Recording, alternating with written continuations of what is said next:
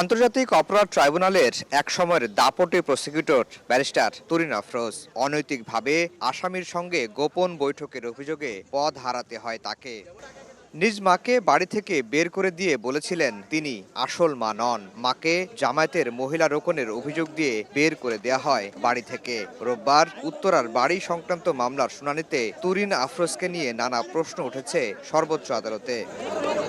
শামসুন নাহার বেগম তুরিন আফরোজের আসল মা কিনা জানতে চান আপিল বিভাগও। কাগজপত্র খুঁজতে থাকে রাষ্ট্রপক্ষও। তুরিন আফরোজ যে বিশ্ববিদ্যালয় থেকে পিএইচডি করেছেন বলে দাবি করা হয়, সিডনির সেই ইউনিভার্সিটি অব নিউ সাউথ ওয়েলসে চিঠি দিয়ে তরুণের মায়ের নাম জানতে চাওয়া হয়। তবে আশ্চর্যজনক হলেও সত্য, সিডনিতে অবস্থিত এই বিশ্ববিদ্যালয় কর্তৃপক্ষ জানায় এ নামে কোনো শিক্ষার্থী সেখান থেকে পিএইচডি করেননি, অথচ নিজেকে ডক্টর তুরিন আফরোজ বলেই পরিচয় দিতেন তিনি। এ ঘটনার ব্যাখ্যা করতে গিয়ে ফৌজদারি আইন বিশেষজ্ঞ এস এম শাহজাহান বলছেন, এমনটা যদি কেউ করে থাকেন তবে তিনি প্রতারণা করেছেন। সে মাকে বের করে দিয়ে থাকলে এটা প্রচলিত আইন সেটা হলো যে তার যে ইনহেরিটেন্স ফাদার মারা যাওয়ার পরে মা কি পাবে না পাবে সেটা ওইভাবে এটা নির্ধারিত হবে।